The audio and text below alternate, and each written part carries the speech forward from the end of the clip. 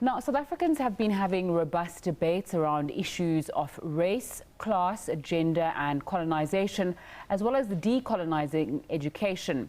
Throughout these discussions, there's been a revival of interest in the national question, which began over a century ago and remains unresolved. Although these discussions involve all South Africans, many feel that there's no cohesive sense of nationhood. Edward Webster and Corinne Pampalis have edited a book that deals with these issues called The Unresolved National Question. Webster joins me in studio now. Thanks so much for joining me on SABC News. You've written this book and chosen to focus particularly on the national question. Take us through why that is and what the bigger project that you're working on is as well. Thank you. Well, the national question at one level is quite simple. It's the enduring goal to create one united nation. And it goes back a century. However, it's quite clear that we're not a united nation. There are key divisions that persist, whether they be of a racial kind, ethnic or tribal kind, or gender divisions. So I guess the question really is, what kind of a nation are we trying to build? Mm-hmm. There is a perception and a reality that most South Africans face that if you are black, there's going to be poverty that comes with your race, and if you're white, you're going to probably be privileged.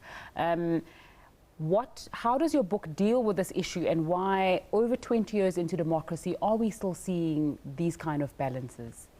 Well, I think at the center, what you correctly describe as this legacy of sharp racial and class divisions in South Africa is a legacy of inequality.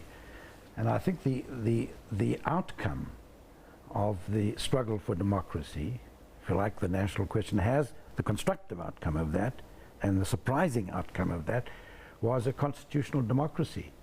And that constitutional democracy provides all of us as citizens with certain basic socio-economic rights.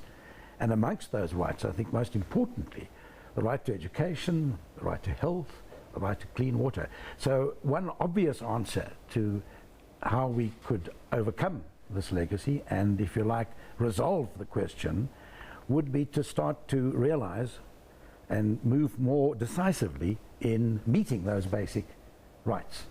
The Constitution makes clear that it's not something that can be achieved overnight. It talks about the need to progressively realize these rights. But that, I think, at the center of it would be how we would see a resolution of the national question. So you've spoken about how in your book you bring forward voices that you say are the hidden left and voices that may have not been acknowledged before. Why did you do this, and what kind of solutions are proposed in this book? Well, I think I want to make clear here the book is a collection of research-based essays.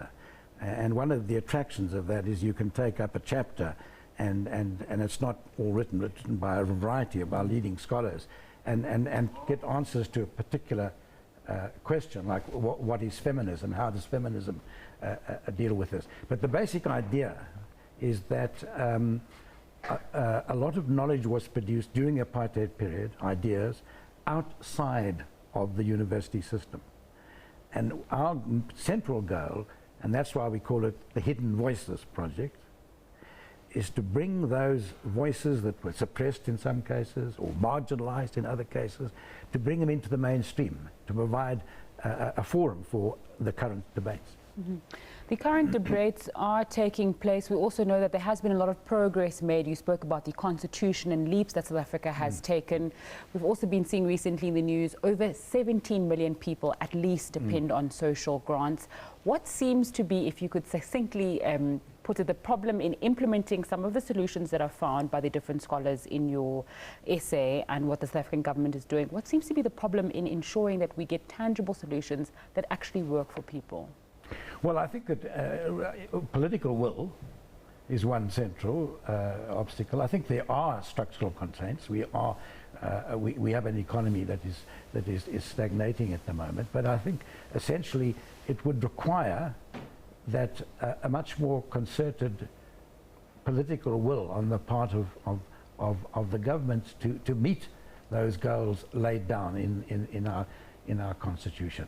Mm-hmm. How much of a role then does private society, civil society, ordinary citizens like myself have in ensuring that some of those goals are reached? Because surely government cannot be the only people who are responsible. No, of course not. And I think that, I mean, the way we approach it in this collection of essays is to try and identify historically the different ways in which political actors have actually tried to deal with this. And when you look at it in that context, you see a lot of the current issues where we have divisions and certain interesting puzzles, like the South African Communist Party in alliance with the ANC. Well, how did that come about? Does it make sense? To understand that, we're suggesting is you need to go back into the roots of our history, and you'll understand how it is that we got that kind of alliance. So. Thank you very much, Professor Edward Webster, joining us today to speak about his book, The Unresolved National Question.